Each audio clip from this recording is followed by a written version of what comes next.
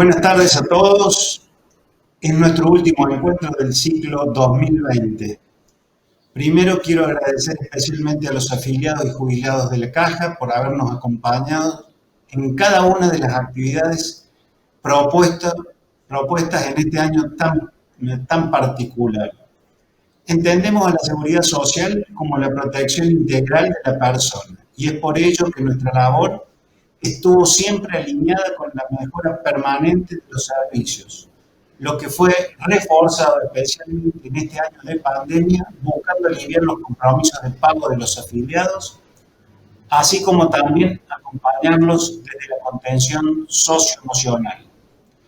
Esperamos que las medidas de ayuda implementadas hayan sido efectivas en este sentido. El compromiso del directorio con ambos sectores, los aportantes y los beneficiarios previsionales, fue permanente, buscando contemplar la situación tanto individual como grupal de los mismos. Nuestro régimen previsional viene demostrando una consolidación continua en los últimos años, tanto en calidad como en cantidad de prestaciones. Y ello fue posible gracias a una administración honesta y responsable de nuestro fondo por parte de las diferentes gestiones que antecedieron esta institución y que afianzaron su rol social en la comunidad. Aún tenemos importantes desafíos hacia adelante en lo que a población de aportantes se refiere. El trabajo que se viene realizando a través de los convenios con las distintas universidades para la difusión del régimen y la labor que con igual objetivo se realiza desde la coordinadora de cajas debe constituirse en política permanente para generar una cultura en seguridad social que nos permita vivir en una sociedad mejor. En 2021 continuaremos firme en el compromiso de convertir a la Caja en un ente previsional que sea ejemplo de integralidad de prestaciones, promoviendo que las personas se involucren desde una edad temprana en los principios de solidaridad y equidad que cimientan nuestros sistemas. Hoy llegamos a la culminación del ciclo de conferencias 2020, nada menos que abordando la política de administración de la cartera de inversiones para que los afiliados y jubilados sepan que sus aportes son gestionados con prudencia, profesionalidad y responsabilidad. Hoy contaremos además con la participación de nuestro asesor financiero, Javier Mutal, para exponer las perspectivas económicas y el panorama de la macro internacional y local. Pero antes de presentar a nuestro invitado especial, el tesorero de la Caja informará la composición de la cartera de inversiones y las estrategias llevadas a cabo en los últimos meses para la protección del fondo previsional en un contexto de gran volatilidad de los mercados. Los que deseen realizar consultas sobre las distintas exposiciones pueden cargarlas a través de la plataforma y serán respondidas, algunas al cierre y otras se las responderemos a través de correos electrónicos. Nuevamente, muchas gracias a todos por acompañarnos y cedo la palabra al contador Guillermo Filipe. Adelante, Guillermo.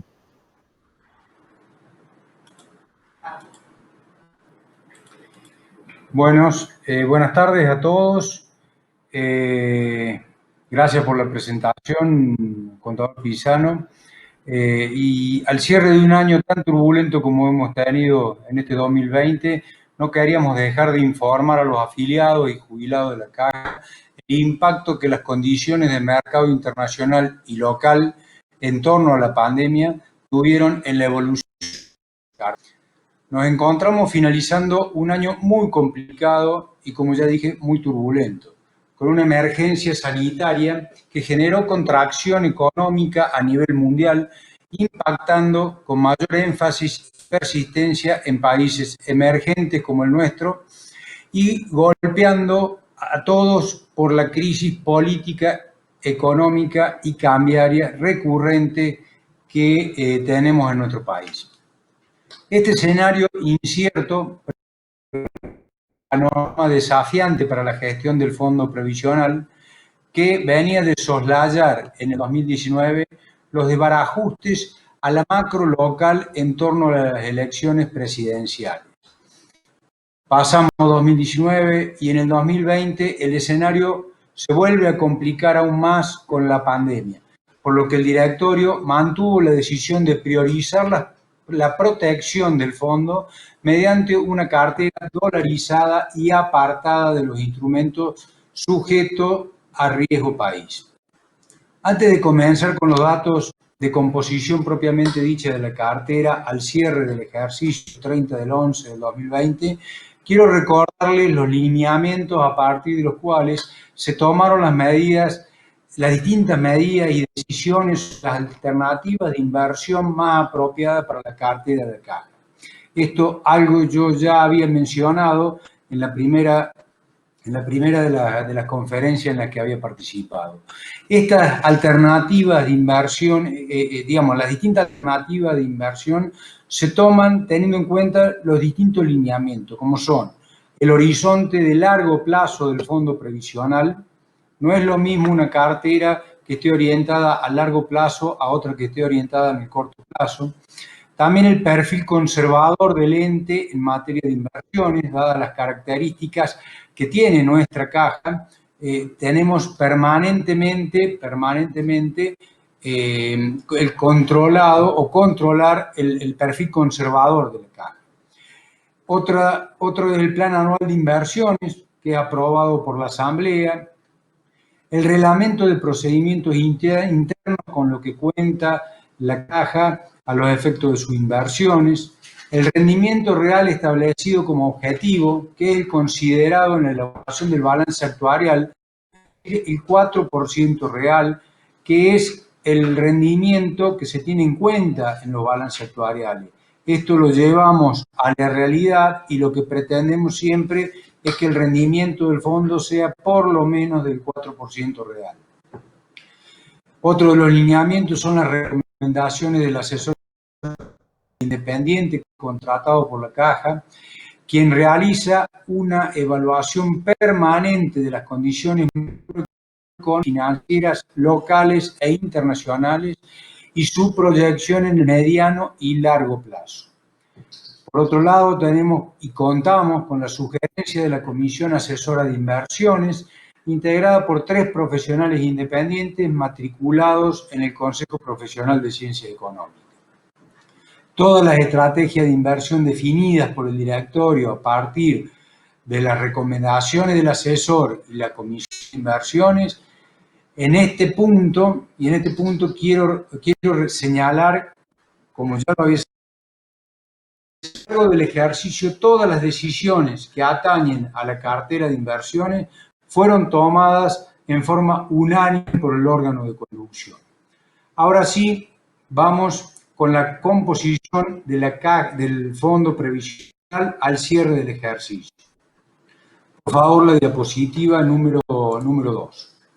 Bueno, vemos en el fondo de inversiones alcanzó al 30 del 11 del 2020 los 13.744 millones de pesos con una evaluación del dólar por operaciones de contado con liquidación de 150,42. Este es el tipo de cambio de contado con liquidación con el que está expresado el total del fondo previsional del 30 del 11. En los regímenes previsionales de naturaleza contributiva, las inversiones tienen como fin salvaguardar el valor del fondo en el tiempo, considerando su horizonte de largo plazo. En el 2020 este objetivo fue alcanzado, aún debiendo rescatar parte del fondo para cubrir la disminución de ingresos que se originó por el diferimiento de vencimiento de aportes y préstamos en el marco de la emergencia sanitaria. Esta es una decisión que tomó el directorio en apoyo a los activos de diferir el vencimiento de aportes y el pago de las cuotas de los préstamos en el margen de la emergencia sanitaria en la que nos encontramos. Pasemos, por favor, a la próxima diapositiva. Desglosando los principales cajones de inversión que componen la cartera, esto es fondos cotizados, bonos corporativos y fondos de inversión del exterior, observamos dentro de lo mismo una diversificación por sector de actividad económica, plazos, duración y zona geográfica.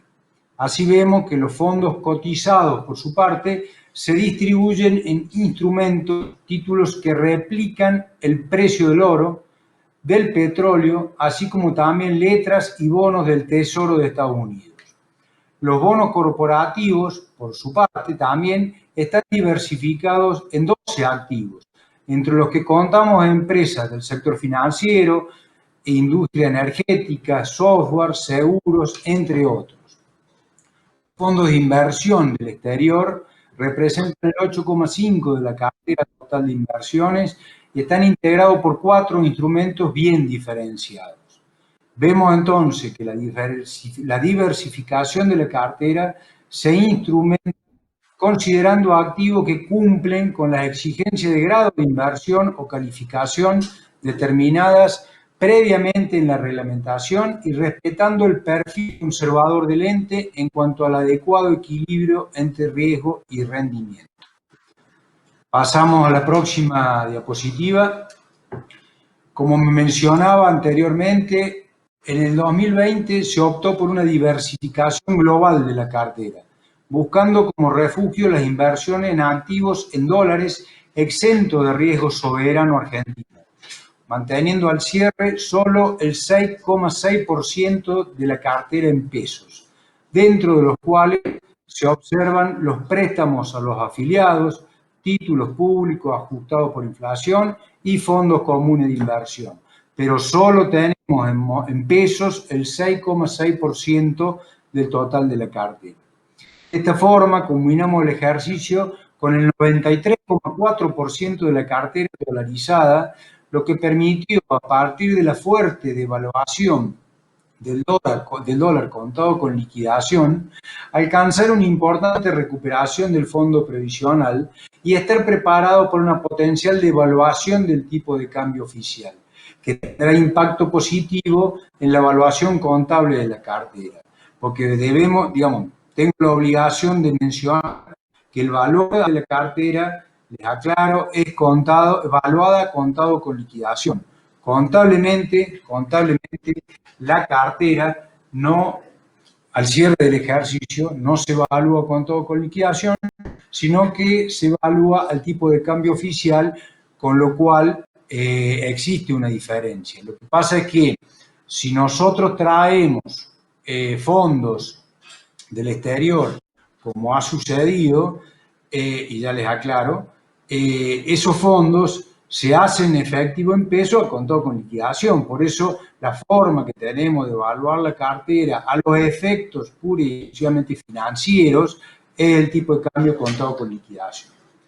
Se realizó una conversión de activos en dólares en el exterior a pesos, como les mencionaba, para cubrir el pago de prestaciones en los meses de diferimiento y a la vez armar un colchón para los pagos futuros por aproximadamente 5 meses, tanto para cubrir gastos operativos de la caja como haberes previsionales a los fines de ante posibles mermas en los ingresos del ente debido a la pandemia o trabas que pudieran surgir para la conversión de activos en dólares a moneda nacional. En cuanto a la exposición al riesgo local, vemos que el 91% de la cartera no está sujeta a riesgo financiero argentino. Pasamos a la próxima diapositiva. En relación a la custodia, el 87,3% de la cartera está custodiada transitoriamente en el exterior, hasta tanto mejoren las condiciones del mercado local. Al 30 del 11 del 2020, la cartera se encuentra compuesta en un 71% por activos antifrágiles. Esto es, activos muy defensivos como el oro y los bonos del Tesoro americano, que resguardan la cartera ante los peores escenarios posibles de crisis económicas globales o guerras comerciales que pudieran ocurrir. Pasamos a la diapositiva 6. Vemos en el gráfico la evolución de la cartera bruta y neta durante el ejercicio. Y tenemos que arroja un 100,1% de crecimiento neto desde el 1 del 12 del 2019, es decir, desde el cierre del ejercicio anterior. La inflación acumulada en igual periodo alcanzó el 36%, lo que determina un rendimiento neto real de casi el 66% en la cartera. El crecimiento extraordinario que ha tenido la cartera expuesta en pesos responde principalmente a la devaluación del dólar contado con liquidación a lo largo del ejercicio, poniendo de manifiesto el acierto que tuvimos de mantener una cartera dolarizada. Invertir en instrumentos de bajo riesgo en mercados internacionales tiene la contracara de un menor rendimiento de la cartera. El 2020 exigió además un eficiente arbitraje de instrumentos dentro de los activos seguros, pero aprovechando las oportunidades del mercado para la toma de ganancias, contribuyendo a la mejora final del rendimiento global. Pasamos a la próxima diapositiva. En este gráfico podemos ver la evolución de los rendimientos reales del fondo desde la reforma previsional del año 2012, en el cual apreciamos rendimientos positivos y otros con rendimientos que se encuentran por debajo de la inflación. El rendimiento objetivo para la cartera de la caja es la tasa considerada en los flujos de ingresos, egresos y gastos del balance actuarial, en cuyas proyecciones se toma una tasa real promedio anual, como ya lo dije al principio, del 4%. Dado que se trata de una tasa promedio para los 100 años de análisis, se deben preservar los rendimientos reales positivos obtenidos en los años buenos para poder amortiguar la rentabilidad negativa de años caracterizados por mercados de capitales muy golpeados o escenarios que requieren una estrategia conservadora extrema como estamos llevando a cabo ahora. Pasamos a la diapositiva número 8 y vemos, digamos, vemos en esta diapositiva el desafío es grande en materia de protección del fondo y obtención de rendimientos, especialmente en contextos tan volátiles como los que vienen aconteciendo, con sucesivos periodos inflacionarios, como los observados en los últimos años, pero a partir de una cartera diversificada y el análisis permanente de los mercados, lo venimos superando, como lo vemos en el cuadro, obteniendo rendimientos acumulados reales positivos desde el año 2012 que cumplen con el objetivo requerido por la técnica actuarial. Vemos en el gráfico las distintas curvas que muestran el índice de crecimiento del fondo de la caja comparado con el índice de crecimiento neto de la cartera y comparado con el índice de inflación. Vale la aclaración que el índice de crecimiento del fondo, la diferencia entre el índice de crecimiento del fondo y el índice de crecimiento neto de la cartera son los aportes propios que hacen los afiliados. Por último, vamos a la diapositiva 9 y bueno, cabe aclarar que no solo la diversificación del fondo se realiza en los instrumentos financieros en los que se invierte, sino también en los agentes bursátiles con los que se opera y que a su vez actúan de agentes custodia. La distribución se realiza por su capacidad, respaldo, antecedente y por la performance demostrada en cada uno de los activos que se pueden adquirir.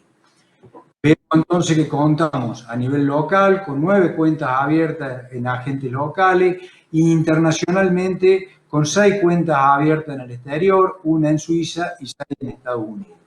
A pesar del importante crecimiento del fondo en el 2020, quiero dejar en claro que en un régimen previsional como el nuestro, la sustentabilidad del fondo se determina a partir de la elaboración de los balances actuariales, en cuyas proyecciones es primordial la evolución de la población de activos y pasivos del sistema, así como del valor de los aportes jubilatorios y las previsionales. Es por ello que debemos continuar trabajando en la mejora permanente de los beneficios y servicios para los jubilados, manteniendo una estructura ágil y sistémica para la toma de decisiones que promueva la permanencia de los aportantes del régimen y en lo que respecta a la cartera de inversiones, permita soslayar de la mejor forma posible los vaivenes del mercado de capitales a los cuales nos encontramos sujetos permanentemente. Ahora sí quiero presentar a nuestro invitado especial, que es casi de la casa, el licenciado Javier Mutal, asesor financiero de la Caja para la gestión del fondo. Javier Mutal es licenciado en Administración por la Universidad Nacional de Córdoba, posee un posgrado de especialización en Mercado de Capitales de la UBA, es analista financiero europeo certificado y analista internacional de inversiones certificado. Realizó cursos de finanzas avanzadas en Londres, Washington y Brasil, internacionales, una maestría en Relaciones Económicas Internacionales, Universidad de Barcelona, un posgrado en Integración Económica Regional, Universidad de Barcelona, y un posgrado en Negocios con Commodities Agrícolas de la UBA. Entre 2009 y 2011, se desempeñó como gerente de gestión estratégica del Fondo de Garantía y Sustentabilidad en ANSES. Es profesor titular de diversas materias financieras en maestrías universitarias. Actualmente es director de la consultora económica financiera Jacob y nuestro asesor financiero para la toma de decisiones que atañen a la cartera de inversión. Los dejo con ustedes, licenciado Javier Mutar. Muchas gracias.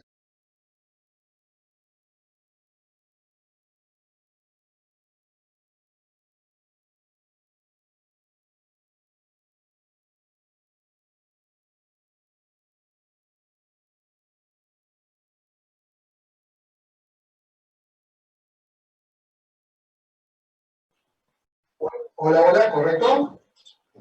Bueno, ahí estamos. Bueno, buenas tardes a todos. Muchas gracias Guillermo por la introducción. Un gustazo encontrarnos aquí y espero que todos se encuentren bien, ya fin de este año pandémico. Espero que tengamos muy buenas perspectivas para el 2021, que sea un año bueno, que sea un año con mucha salud principalmente, y bueno, que esto quede ya como un año en las anécdotas de la vida de cada uno, y esto pase y lo superemos y vengan cosas buenas para todos. Dicho esto, ya en esta charla de diciembre, última charla, último ciclo de la Caja para con sus afiliados, nos pareció prudente hacer un análisis de los escenarios para 2021, cómo estoy mirando, cómo estoy vislumbrando lo que puede pasar a nivel global y a nivel local. Y a partir de eso, obviamente, uno va construyendo las sugerencias de inversión, las recomendaciones de inversión para la caja, para el ejercicio que se está iniciando ahora. Yo arranco con la presentación. ¿Sí? Diseñé 4 puntos principales: la situación financiera internacional, la situación macro local. Vamos a poner un poquito de énfasis en las cuestiones cambiarias, que es la pata más sensible, más difícil que tiene todo el programa económico actual, y algunas referencias vamos a hacer a la negociación con el fondo, que se inicia, ya está en marcha y podría terminar a lo largo del primer trimestre del año que viene. Vamos con la parte internacional. Lo primero que tenemos que destacar es que este año, cuando uno toma qué le pasó a todas las economías del planeta, uno encuentra que el 93% de los países, 170 sobre 180 países existentes, han sufrido una contracción económica, han tenido una caída del PBI. Este fenómeno de una caída tan grande, tan importante, tan masiva, es un fenómeno que no hemos visto en la historia económica moderna nunca. ¿Sí? Más del 50% de los países con caída del PBI superior al 6%. O sea, han sido caídas significativas, ¿sí? Con deterioro a nivel de los ingresos de los ciudadanos, deterioro a nivel de los ingresos públicos, la recaudación cayó porque la actividad económica cayó, empeoramiento de la situación fiscal, empeoramiento de la actividad comercial, aumento del desempleo y, obviamente, un deterioro masivo en los valores de los activos financieros. De todas maneras, así como decimos esto, también decimos que las perspectivas para el año 2021, 2022, 2023 son de que vamos a tratar, el mundo va a tratar de volver a los niveles de actividad económica pre-pandemia. En todos los escenarios que estamos trabajando y que también son coincidentes con las proyecciones de los organismos internacionales como la OCDE, estamos estimando que entre junio y septiembre de 2021 la actividad económica debería volver a los niveles que tenía en febrero, marzo del año pasado. Esto es a nivel mundial, ¿sí? Y en el peor de los casos que demore este crecimiento en llegar, va a haber una situación de status quo, la situación se mantendría tal cual está hoy, pero no se prevén escenarios pesimistas de deterioro respecto a la situación actual. Con lo cual, cuando uno mira los números un poquito más finitos, este año 2020, el mundo en su totalidad va a caer un 4%, el PBI mundial cae un 4%, por supuesto.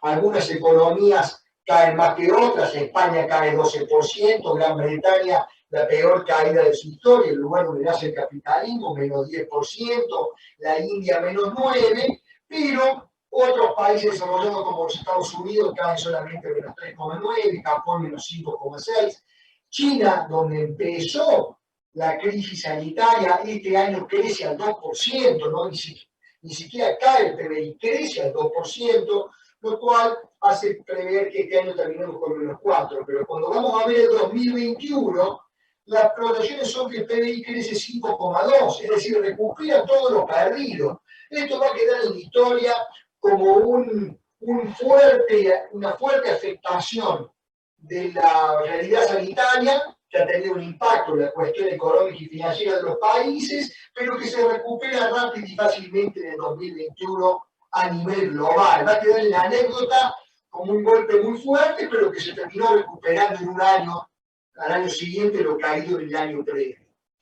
Y uno dice, bueno, Gaby, pero ¿qué te hace pensar que el crecimiento en el 2021 viene, que viene el crecimiento en el año 2022 y vamos a recuperar lo perdido en el 2020? Y acá hay dos drivers, dos elementos conducentes básicos que me hacen pensar en ser optimista, que los escenarios que vienen son positivos. El primer escenario es que los bancos centrales del mundo, los principales bancos centrales del mundo, como la Reserva Federal de los Estados Unidos, el Banco Central Europeo, el Banco Nacional de Japón, el Banco Nacional de Suiza, y los bancos centrales también de los países emergentes, pero en menor cuantía, se han comprometido a inyectar toda la liquidez que sea necesaria para resguardar, para proteger, para contener a todas las industrias y a todas las empresas en problemas y a los ciudadanos que están sufriendo el desempleo o la caída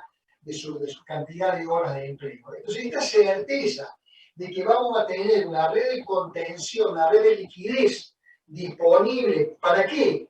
Vuelvo unas líneas para atrás. ¿Para qué? Para evitar que esta recorta, que rebota acá, vuelva a los niveles previos del mes de abril-mayo, donde se cayó muchísimo el PBI. Entonces, hay un compromiso de los bancos centrales a no volver a los niveles previos de la crisis de abril-mayo, y tratar de que la economía termine de recuperarse para volver a los niveles pre-pandémicos. Y el segundo driver, primer driver, gran cantidad de liquidez, gran cantidad de programas de apoyo de los países, de los bancos centrales, de los tesoros, de los ministerios de finanzas de los países apoyando a las empresas y a los ciudadanos. Y el segundo driver, el segundo elemento que hace pensar que vamos hacia una recuperación, es que los países desarrollados, para mayo del año 2021, o sea, dentro de 6 meses, dentro de 6 meses, se espera que el 60% de la población ya esté vacunada.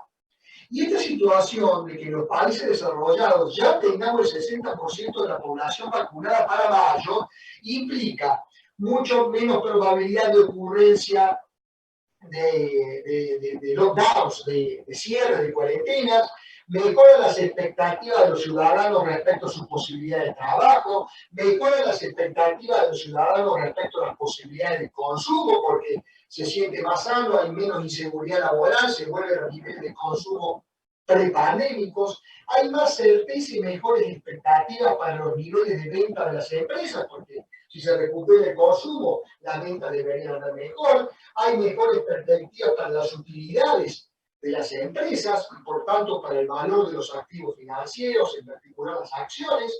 Al mismo tiempo hay mejores perspectivas para la situación fiscal de muchos países, porque si la actividad económica vuelve a traccionar, la recaudación de impuestos también aumenta, porque aumenta la actividad económica. Entonces, esta situación de vacunación, una mejora de la situación sanitaria, repercute en tener una mejor perspectiva de las cuestiones macro a nivel global. Respecto a América Latina, también, después de la terrible caída que ha tenido en el año 2020, es la región que más ha sufrido este año en el mundo. Latinoamérica cae mucho más que Europa, cae mucho más que el sudeste asiático, cae mucho más que América del Norte, es la región del planeta con la mayor caída del PBI este año. Y se va a recuperar, pero se va a recuperar mucho más lento que el resto del mundo.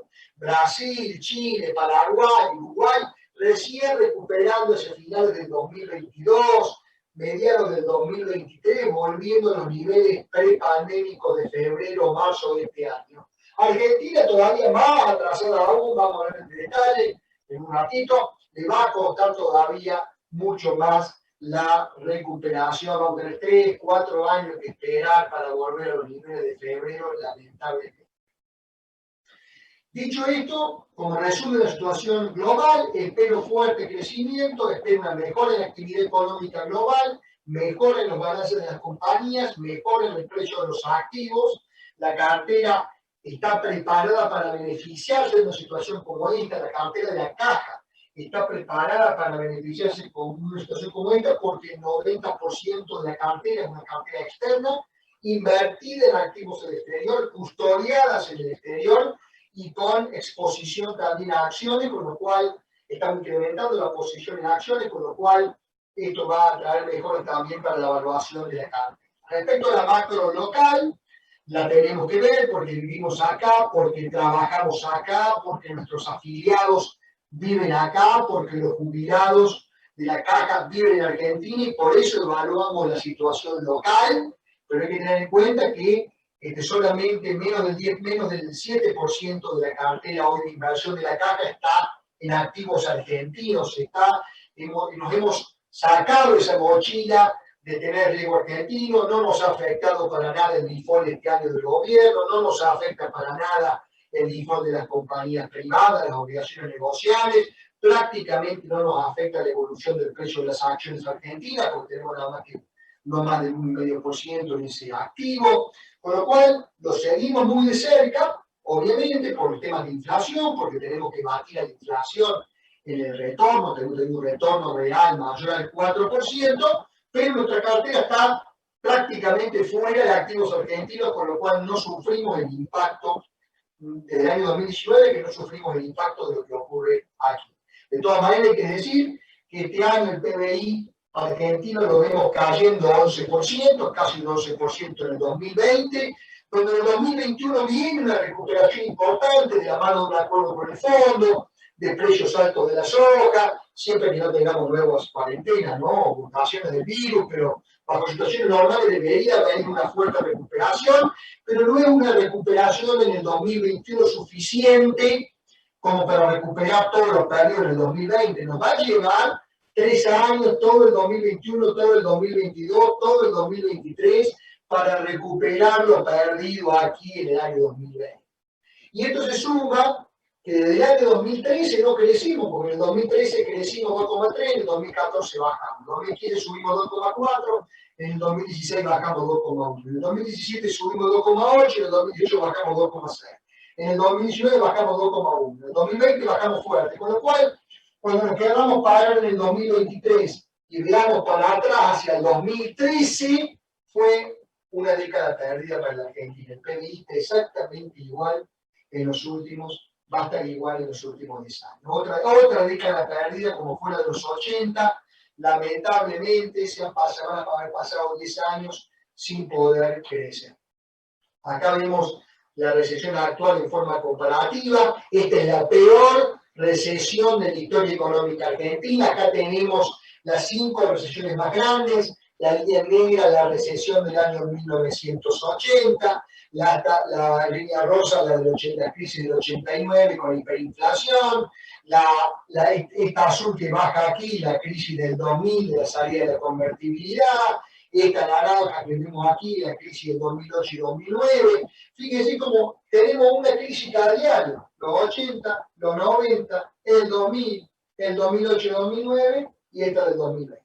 Y nos cuesta muchísimo recuperar toda esta crisis, lleva cantidad inmensa de trimestres volver a los niveles previos a la crisis. Entonces, cuando uno suma, uno ve cómo se ha acumulado tanto deterioro que el PBI argentino, vamos a ver en un gráfico, en los últimos 40 o 50 años no ha crecido porque vamos de crisis en crisis de manera recurrente y permanente. En particular, yendo ahora un poco más al detalle de cómo está el crecimiento aquí en Argentina este año, el PBI cae menos 11%, pero la industria cae menos 8%. No cae tanto como el PBI, porque lo que está más deteriorado es el comercio. Entonces, tenemos una industria que cae 8% este año, en el año 2020, aún se encuentra menos 4% respecto a febrero, ¿ok?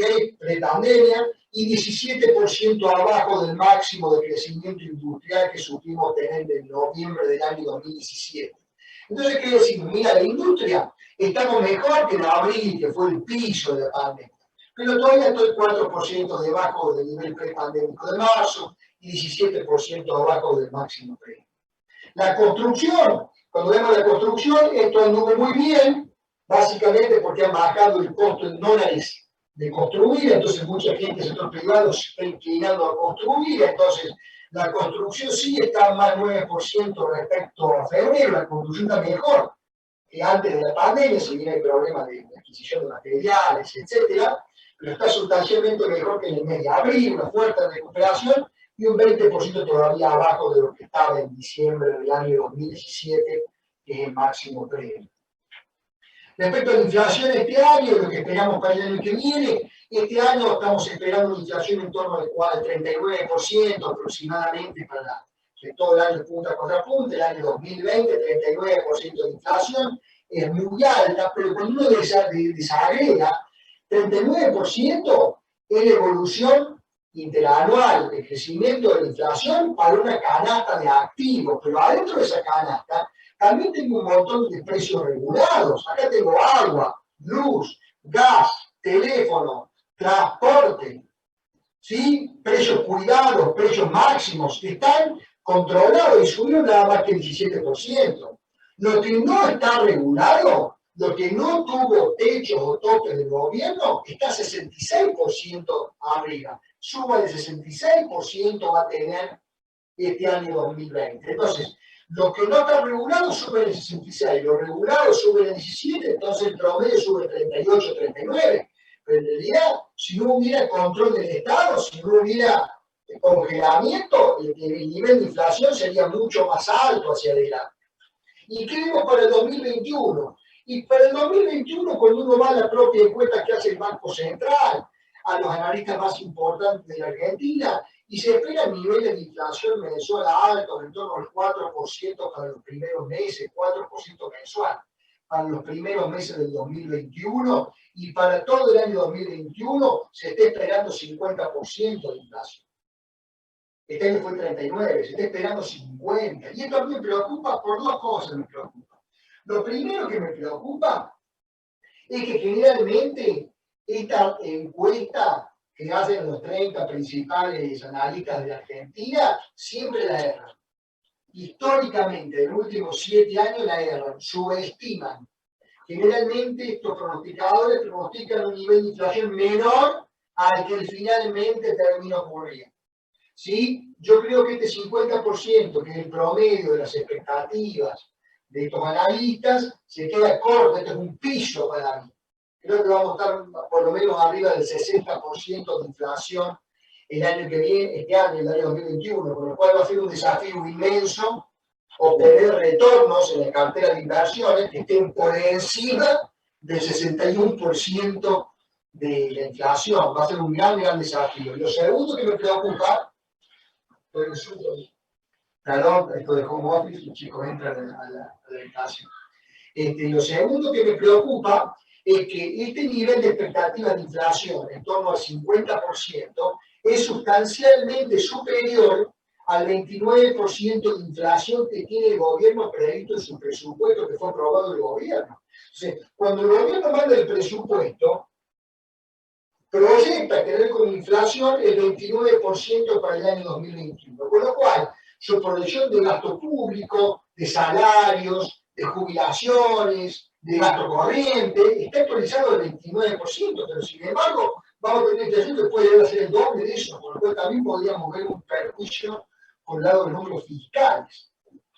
Vimos PBI para este año, proyección de PBI, vimos proyección de inflación y obviamente el consumo este año muy deteriorado, producto de la caída de la actividad económica, del aumento en el desempleo, de la caída del salario real. El salario real cae 5% este año, es decir, hay aumentos salariales, pero por debajo de la velocidad de la inflación, entonces la pérdida de los salarios reales, de los honorarios, de las jubilaciones, en términos reales, del 5% este año 2020, y una caída en términos de salarios reales del 25% versus el 2012, que fue el nivel más alto que hubo. O sea, que tenemos un deterioro masivo en los niveles de consumo y obviamente esto repercute en la actividad económica, repercute en el PBI, repercute en la recaudación de impuestos para el fisco. Una situación muy delicada por el lado del consumo. Esto es una realidad que está ocurriendo y obviamente esto deteriora la perspectiva de los activos económicos, financieros. Si hay menor consumo, hay menor nivel de ventas, hay menor nivel de ventas, hay menor nivel de utilidades, hay menor nivel de utilidades, el valor de las compañías en Argentina vale menos, el valor de las acciones vale menos, el valor de las obligaciones negociables vale menos, el valor de los bonos argentinos soberanos, del título público vale menos porque hay menos recaudación, porque hay menos actividad. Entonces, por eso es que en su momento decidimos la diversificación, la caja diversificó y hoy es un tema que lo vemos, nos preocupa, pero no nos afecta en términos de evaluación de la cartera, nos afecta como ciudadanos, como trabajadores de la Argentina, pero no nos afecta desde el punto de vista de las tenencias accionarias o títulos sin cartera, porque no tenemos papeles argentinos prácticamente en nuestra posición. Otro de los asuntos que uno puede destacar es la situación fiscal, muy deteriorada en el año 2020. Fíjense cómo lo que está en los globos azules, es la variación, el incremento interanual de los ingresos fiscales, los ingresos del fisco. Crecen al 17, al 15%, al 28%. Sin embargo, el gasto público crece al 61, al 46, al 55%. Es decir, la velocidad de incremento de la recaudación tributaria es mucho más baja que la velocidad de incremento del gasto primario. ¿Y cómo se disparó tanto, Javi, esta situación? Y bueno, porque la pandemia implicó que el gobierno tuviera que tomar decisiones de proteger a los sectores más desprotegidos. Acá tenemos el incremento, la creación de la ATP, la creación del IFE, más AUH para la gente en problemas. Y cuando no tenés mercado de crédito donde tomar endeudamiento, ¿cómo se cubrió este bache, este agujero? Básicamente con emisión monetaria. Básicamente le pedimos plata al Banco Central que emita dinero y por eso la inflación que tenemos este año. Así que fíjense, se triplicó el déficit fiscal en 2020 versus 2019, se triplicó. Se cayeron la combinación de que se caen los ingresos y se dispara el gasto, hace que se triplique el resultado primario. El resultado primario se triplica el déficit. Tengo un agujero en la caja de pesos. Dicho así para mi tía Raquel, digamos. Tengo un agujero en la caja de pesos. Si tengo un agujero en la caja de pesos, tengo dos remedios. Esto le pasó a muchos de los países del mundo en la pandemia. Si tengo mercado de deuda, me endeudo en el mercado, tomo prestado dinero para cubrir el gasto. Pero Argentina tiene los mercados de deuda cerrados porque estamos en default, no estamos pagando la deuda. ¿Quién me va a prestar plata si no estoy pagando la que debo? Bueno, le pidamos plata al Banco Central y fue lo que hicimos este año y obviamente eso tiene efectos negativos, si no, todos los países le pidieron a los bancos centrales que emitan dinero permanentemente, ¿no? ¿Por qué no se hace? Porque eso genera inflación y hay que tratar de evitarla, ¿sí? Y si bien uno dice, bueno, este año fue pandémico, el gasto subió mucho más que los ingresos, en realidad esta es una situación que viene de hace casi 9 años para atrás. Fíjense, primero vamos a hacer un gráfico histórico, lo que acá están viendo, la línea azul, son los ingresos tributarios de la Argentina como porcentaje del PBI, la línea azul. La línea marrón que están viendo aquí es el gasto público como porcentaje del PBI. Entonces, fíjense lo que pasa. Este gráfico es bien largo, del año 2003. Desde el año 2003 hasta el año 2009, los ingresos eran mayores que los gastos. Teníamos superávit fiscal, teníamos superávit en la cuenta de pesos, recaudaba más pesos que los pesos que gastaba. Luego vino la crisis 2008, 2009, los gastos aumentaron un poco más que la recaudación, pero no era tan grande el déficit. Fíjense que acá hay una diferencia entre ambas curvas, pero es pequeña, donde se dispara esta diferencia entre los ingresos y los gastos es octubre de 2011. En octubre de 2011, los ingresos caen muy por debajo del incremento del gasto. ¿Y qué pasó en octubre del 2011? El cepo.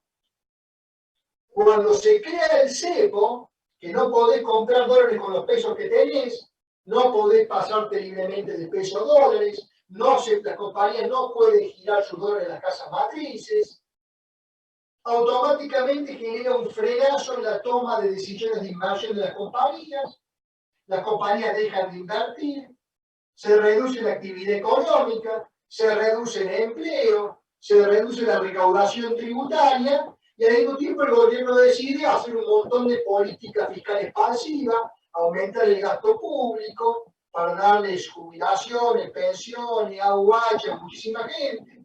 Esto ocurre hasta el año 2015, asume Macri, trata de hacer un ajuste en el gasto público, que es esta caída que estamos viendo acá en el gasto público, y esta es la suba reciente de la pandemia. Por lo cual tenemos una situación fiscal muy deteriorada, históricamente deteriorada. En la historia del déficit fiscal desde el año 1930 hemos tenido un superávit fiscal solamente 7 años, perdón, en 70 años, 7 años de superávit fiscal. Crisis económica recesiva cada 10 años con fuerte impacto, y esto es lo que ha generado que a lo largo del tiempo, este es un gráfico del año 1960, nos desacoplamos del mundo. Este es el PBI per cápita, el Producto Bruto Interno per cápita, cuánto produce cada individuo a lo largo del año. La región Asia-Pacífico, por encima de todo el mundo como región, la Unión Europea después, Estados Unidos, el mundo, América Latina, y Argentina desacoplado. El PBI per cápita de la Argentina es exactamente igual que el que teníamos en el año 1970. Es decir, en 50 años no hemos crecido absolutamente nada.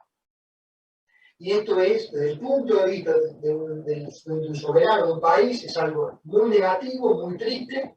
Desde el punto de vista de la vida individual de las personas, más aún, porque nunca han experimentado la posibilidad de un crecimiento sostenido a lo largo del tiempo. Nunca hubo un crecimiento más de 3 o 4 años seguidos. Lamentablemente es así.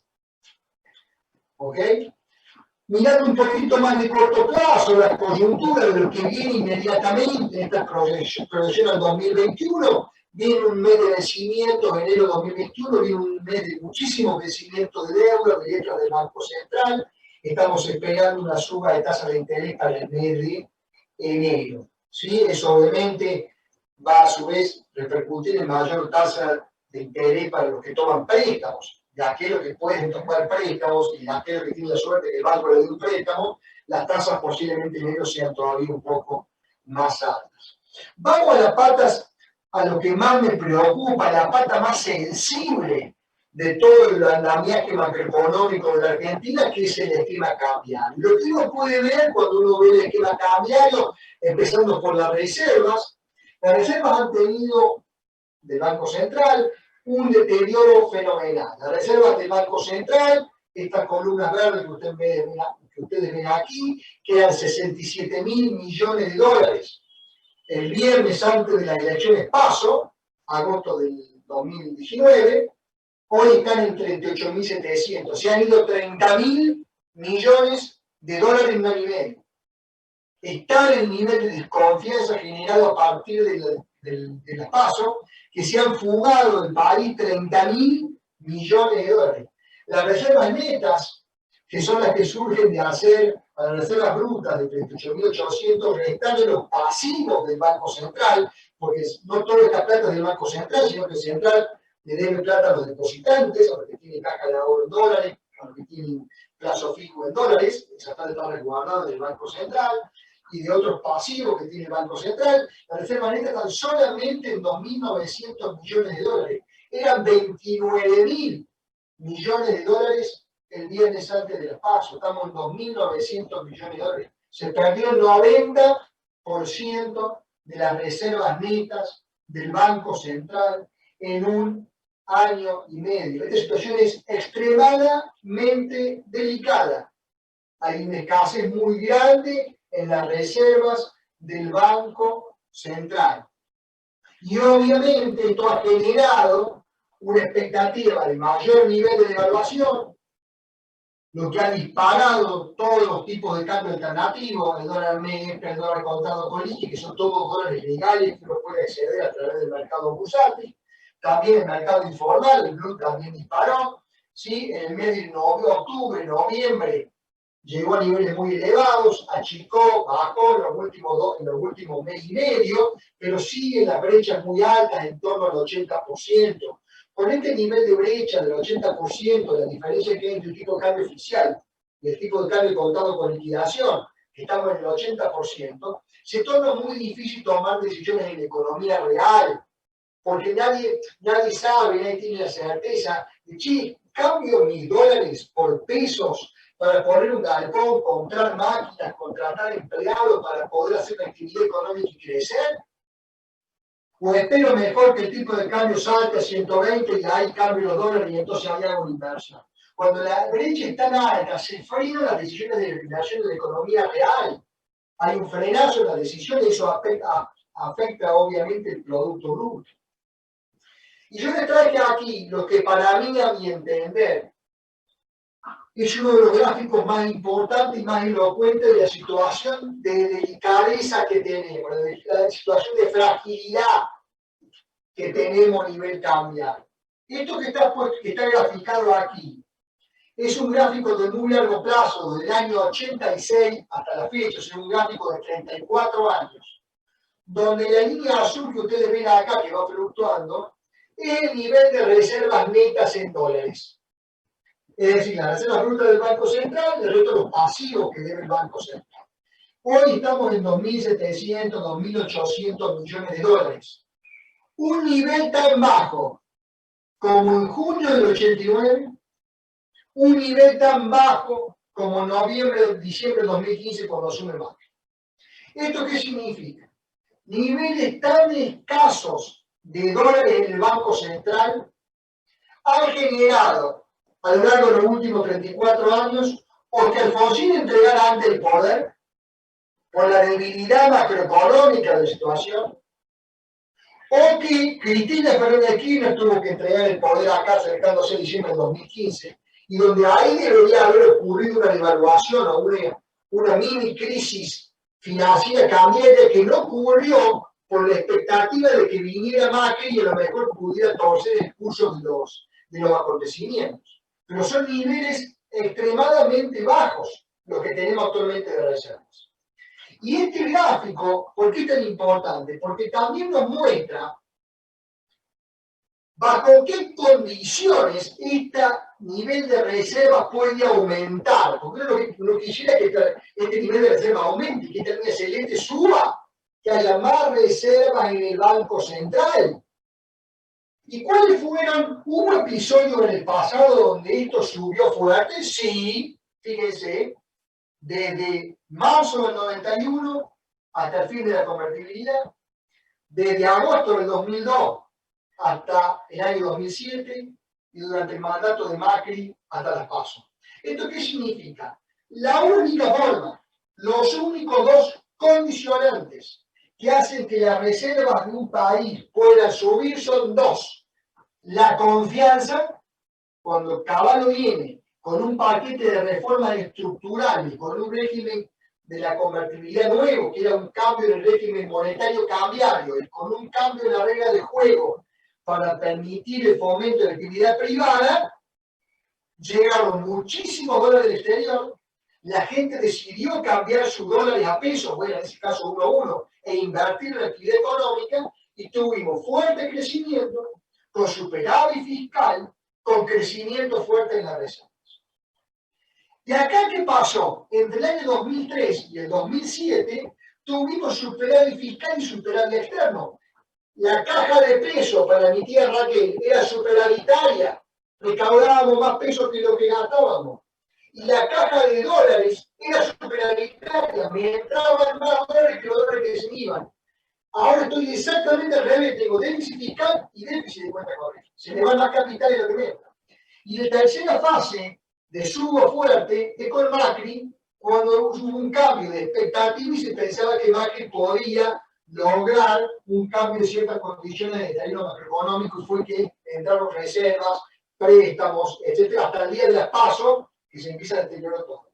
Entonces uno puede decir, Javi, ¿están dadas las condiciones en Argentina para que las reservas netas crezcan, suban y salgan de este nivel tan bajo, tan peligroso? Y te digo, no, no están dadas. Están dadas la confianza en este gobierno y en este equipo económico para que la gente traiga dólares del exterior, o para que me presten plata, o para que haya un nuevo blanqueo y la gente canjee dólares negros por dólares blancos, o que me den más préstamos. No están dados. La segunda condición, está dado un tipo de cambio alto que permite que, a pesar de que el gobierno no me guste mucho y que no estoy de acuerdo en la parte ideológica del gobierno, a lo mejor me conviene cambiar los dólares a pesos porque el tipo de cambio está alto. No, no está alto. El tipo de cambio de 80 no está alto. ¿Y cómo sabe que el tipo de cambio de 80 no está alto? Y porque contado con que el otro tipo de cambio legal está en 140. Transable, legal, lícito, al cual todas las personas pueden acceder, pequeños o grandes. Entonces, el mercado te está indicando que el tipo de cambio en 80 está trazado, no es el tipo de cambio que va a generar un aumento de las reservas. El segundo gráfico para mostrarles es cómo están las reservas netas del Banco Central respecto a todos los pasivos, a todos los pesos circulando. Agarro todos los pesos que están en los bolsillos de la gente, agarro los depósitos en pesos de la gente, caja de ahorro, cuenta corriente y plazo fijo en pesos, y agarro las LEVAX, que son pasivos del Banco Central en pesos, y lo comparo contra las reservas en dólares, y está en nivel extremadamente bajo, del 3,4%. Cuando subió Macri era el 3%, bajísimo. En lo peor de la convertibilidad era el 21%, la salida de la convertibilidad era el 21%. ¿Esto qué significa? Explicado en fácil. Javi, explícamelo para la tía Raquel que no entiende. Esto básicamente significa lo siguiente. Hoy hay dólares en el Banco Central que solamente respaldan el 3,4% de todos los pesos que hay en la economía, en los bolsillos de la gente, los pesos en los bancos y las LEVAX que tienen los bancos y son deuda del Banco Central. Es un nivel muy bajo. Esto demuestra dos cosas, que las reservas del Banco Central son bajas y que hay un montón de pesos de más en la economía, está lleno de pesos. ¿Y por qué? Y porque el Central tuvo que emitir una cantidad inmensa de dinero para abastecer el déficit fiscal este año. Entonces, ¿qué quiero decir? Si la gente se asusta un poquito, si la gente desea organizar un poco sus pesos, si viene el cepo, y esto es operativamente difícil de lograrlo, no hay dólares suficientes para eso. Hay una escasez de dólares muy grande. Y la verdad que me preocupa. Esta es la pata más sensible de toda la situación macroeconómica argentina, la cuestión monetaria cambiaria. ¿Sí? Cuando uno, lo que sea, ¿qué inflación esperamos para el año que viene? Y mira, la encuesta del Banco Central, como les mostré antes, dice que la inflación la estima el 50%. Yo creo que se queda corta y no vamos a bajar del 60%. El mercado, cuando uno mira el mercado y puede mirar el diferencial de tasas entre algunos instrumentos, la expectativa en el mercado de inflación es del 65%. La expectativa de devaluación del tipo de cambio fiscal es del 70%. Es decir, el mercado está valuando hoy los activos financieros que cotizan en el mercado con una expectativa de devaluación del 70%. Por lo que es lo mismo decir que la brecha se hace cero. Es decir, que el tipo de cambio oficial da 140 pesos. No de una sola vez, en 2 veces, en 3 veces, ya veremos, pero el mercado entiende que el tipo de cambio de 80 oficial es un tipo de cambio ficticio, no válido. Respecto, como último punto, la situación de la negociación con el fondo. Obviamente, una situación delicada de negociación. ¿Por qué? Porque si bien el gobierno ya viene trabajando en un acuerdo con el fondo, lo va a tener que cerrar, que acordar en un año electoral. Entonces, si este programa con el fondo llega a incluir elementos de ajuste fiscal, bajar el gasto público para que el déficit fiscal no sea tan grande, para que no tenga que el central emitir tanto dinero, para que de esa manera bajemos la expectativa de inflación, hay que ver si a nivel político el gobierno elige en un año electoral hacer un ajuste. Muy complicado. Como al mismo tiempo va a ser complicado también para el gobierno aceptar una devaluación, porque la devaluación por definición genera inflación. La inflación genera más pobreza. Entonces, generar una devaluación que genere inflación, que genera más pobreza, en un año electoral también es complicado. Entonces, ¿qué creo? Creo que el Fondo Monetario va a tratar de establecerle al gobierno algunas metas de reservas netas. Decir, mira, vos tenés que llegar, vos no podés seguir funcionando con reservas netas de 2.700 millones de dólares, que es muy bajo. Tenés que aumentarlas. Argentina, fíjate cómo las aumentás. O le metés presión a los ojeros para forzarlos a liquidar más rápido, y entonces eso aumenta las reservas. O incrementar más aún el cepo para que bajar, anular la demanda de dólares de la gente, anular la demanda de dólares de las empresas, o tomar más préstamos en el exterior que refuercen las reservas, o finalmente Argentina vas a tener que devaluar como una manera de generar mayor nivel de exportaciones, mayor nivel de ingreso de dólares a las reservas, mayor incentivo a que la gente cambie de dólares a pesos con un tipo de cambio más alto, que los exportadores sojeros liquiden más y mejor. Con lo cual, la negociación con el fondo va a ser una situación complicada, va a ser difícil, yo creo que va a haber acuerdo, pero va a ser peleado porque se van a mezclar las cuestiones de las cuestiones técnicas de la economía, de las finanzas, de la política monetaria cambiaria, se van a mezclar con la política, con las cuestiones de política interna por la elección del medio de octubre de medio tiempo. Yo termino aquí la presentación. Estoy disponible, por supuesto, para responder preguntas que pudieran haber llegado del público, 100% a disposición. Yo dejo de compartir aquí mi pantalla. Simplemente para terminar, darle el mensaje a los afiliados activos y a los afiliados pasivos de la caja, que la caja viene siendo un esfuerzo, como ya lo explicó Guillermo, lo explicó también el presidente Pisano, un esfuerzo y viene tomando decisiones ya en los últimos 2 o 3 años para evitar la exposición argentina, la exposición de la cartera de inversiones de la caja a este riesgo argentino. Entonces, básicamente, la cartera, como expliqué antes, es una cartera diversificada, no tenemos activos sujetos a este riesgo, pero obviamente la inflación es una variable que seguimos mucho, el dólar es una variable que seguimos mucho porque explica parte de nuestra rentabilidad y aquí tenemos que nosotros batir que la inflación en pesos. Nuestro rendimiento tiene que ser mayor a la inflación en pesos de la tasa exigida de los actuarios del 4%. Así que en esa tarea estamos, va a ser un 2021 movido, con desafíos globales, puede haber nuevos encierros, hay que ver si la vacuna tiene efecto, hay que ver si el virus muta o no muta, se puede haber varios cines grises, digamos, en el medio, conflictos con China, si puede haber alguna situación de deuda delicada en algún país, en algunas empresas complicadas, producto de la pandemia, con lo cual nos esperan desafíos, pero bueno, hay un equipo profesional, yo solamente soy un asesor externo e independiente, pero la caja, además del tesorero,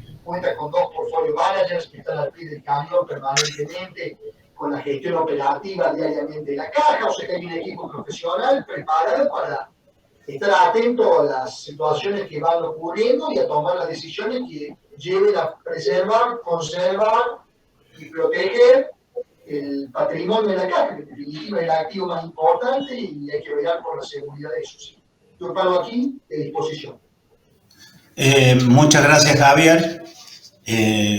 Muy excelente la exposición, como siempre. Hemos seleccionado algunas preguntas que nos hicieron llegar nuestros afiliados. Vamos por la primera. ¿Vos creés que habría que desdoblar el mercado para sincerar el precio del dólar, como sugiere un ex ministro? En Argentina hubo varias experiencias de desdoblamiento. Sí, desde el año 73 a la fecha tuvimos 4 experiencias de desdoblamiento cambiario, o sea que no es una novedad para Argentina llegar a una situación de esa naturaleza. Pero cuando uno analiza y estudia los 4 episodios pasados de desdoblamiento cambiario, uno con qué se encuentra, que fueron todas situaciones que no duraron menos de 6 meses, pero tampoco duraron más de 2 años. Duran entre 6 meses y 2 años. Pero es una situación de transición hacia otro régimen, no es algo que se pueda mantener permanente. La segunda enseñanza que nos deja el análisis de estas 4 escenarios de desdoblamiento previo en la historia, ¿cuál es? Que al final del periodo de desdoblamiento se unifica el tipo de cambio se unifica, vuelve a ser un tipo de cambio, y el tipo de cambio nuevo es igual al tipo de cambio más alto que había en el desdoblamiento. Por ejemplo, voy a poner un ejemplo. Supongamos que hoy el gobierno decidiera desdoblar y pone un tipo de cambio comercial a 80 y un tipo de cambio financiero a 120. Y eso más o menos se mantiene ahí 1 año y medio. Cuando ese régimen termina y se unifica el mercado, el tipo de cambio nuevo es 120, no 80. O sea, el tipo de cambio nuevo es el más alto que existía durante el periodo de desdoblamiento. ¿Puede ser una solución transitoria? Sí. ¿Tiene algunas trabas? También. Hay algunas trabas normativas, por ejemplo, que si uno es miembro del Fondo Monetario Internacional y al mismo tiempo es deudor del Fondo Monetario Internacional, como nos pasa a nosotros, el chapter, el estatuto del Fondo Monetario Internacional, en su artículo 7, dice que los países tienen que tener sistema libre de cambio, no puede tener desdoblamiento.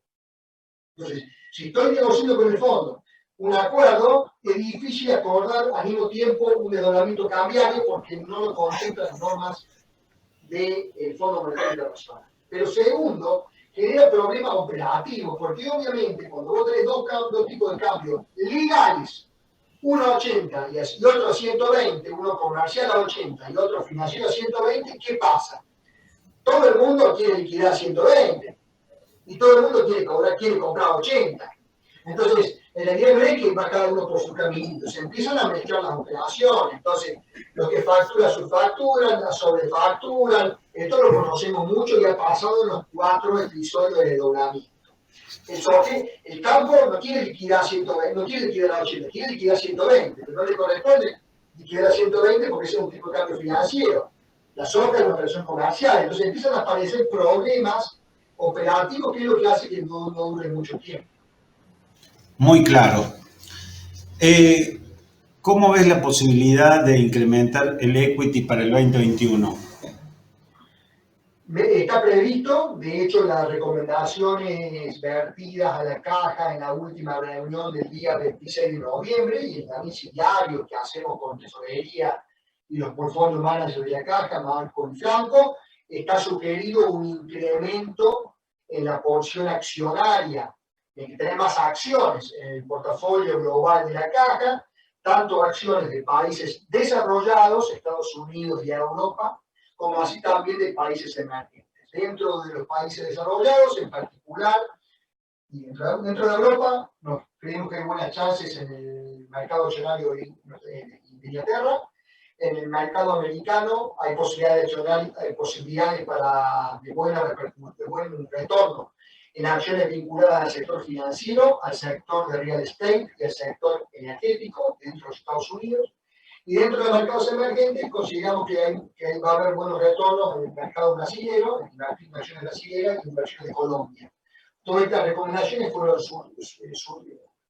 ofrecidas a la caja las ha tomado y ya estamos invertidos en esas acciones. Al día de hoy, 17 de diciembre, la caja tiene una ponderación de acciones mayor que la foto que mostró Guillermo el 30 del 11. Está bien.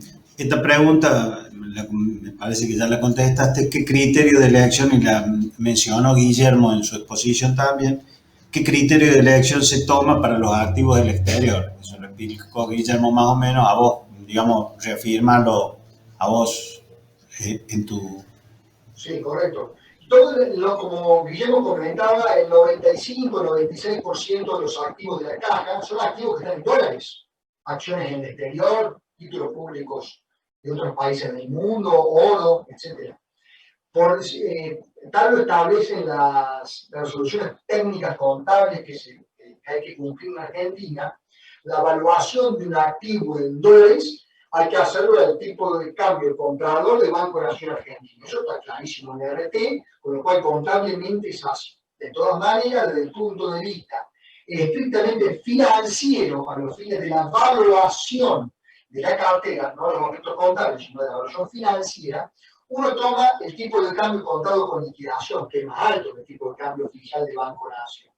¿Y sí, por qué tomamos el tipo de cambio contado con liquidación? Porque es el tipo de cambio al cual hoy se puede acceder de manera legal, lícita y operativamente sin ningún tipo de inconveniente, porque no hay ningún cepo ni ninguna restricción de cuantía para operar, ya sea comprar o vender dólares en ese mercado. Hoy es cierto que el tipo de cambio está en 80, pero si la caja va a comprar $1.000.000, no se los venden, ni siquiera 80.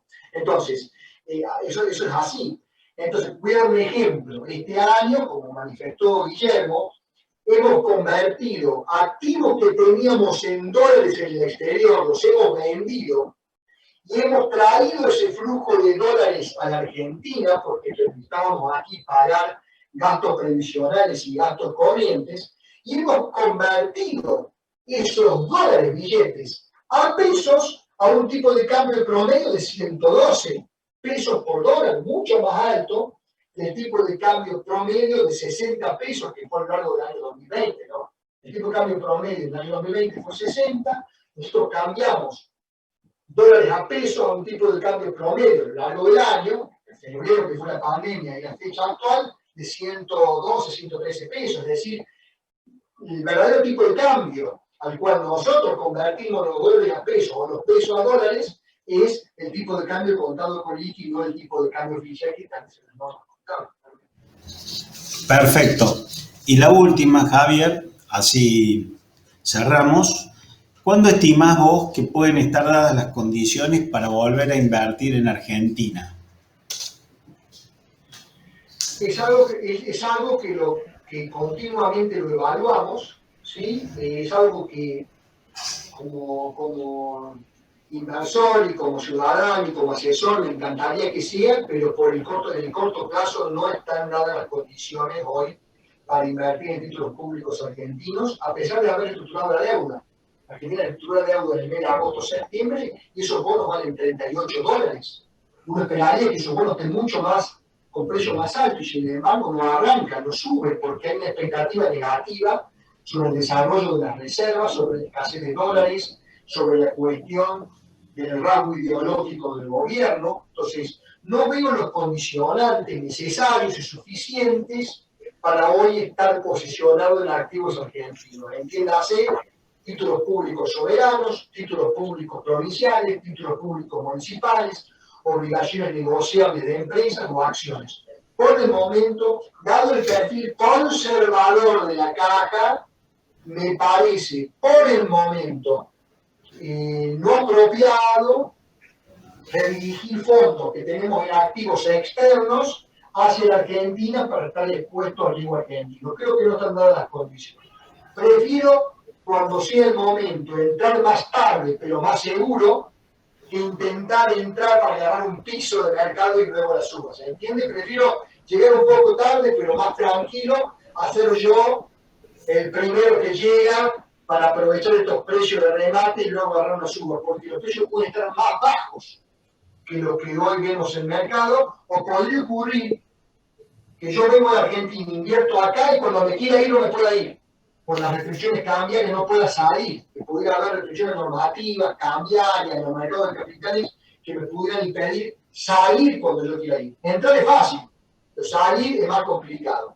Y hay una norma que uno siempre tiene que respetar en los mercados de capitales, es nunca entres de un lugar donde no podés salir.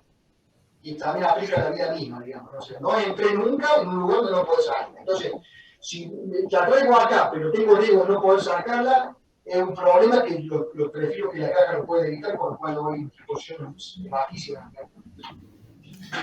Clarísimo.